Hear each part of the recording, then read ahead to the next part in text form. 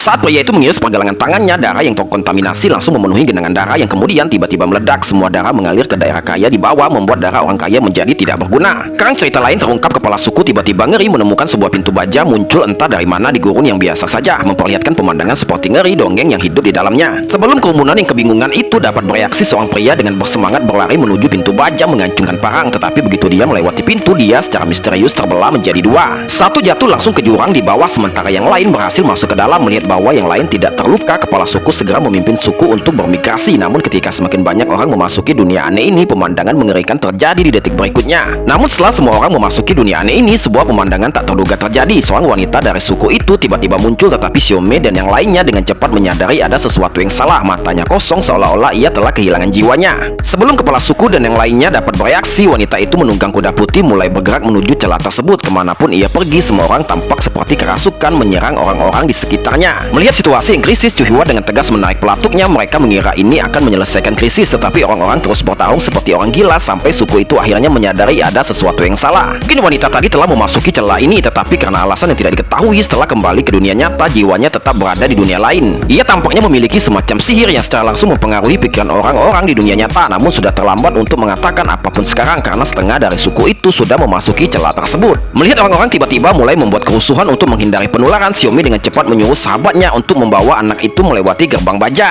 Melihat suku yang benar-benar di luar kendali, Xiaomei segera membuka tangannya, tetapi tanpa diduga semua orang membeku di tempat sampai dia melihat anak itu berlari ke gerbang baja. Dia pikir semuanya akan segera berakhir, tetapi Xiaomei masih disergap oleh Xiaokara yang tiba tepat waktu. Saat dia jatuh, kerumunan mulai membuat kerusuhan lagi dan kepala suku melihat ini berlari ke gerbang baja dengan kecepatan kilat. Detik berikutnya gerbang baja misterius itu tiba-tiba menghilang dan suku itu mulai hidup di dunia lain ini.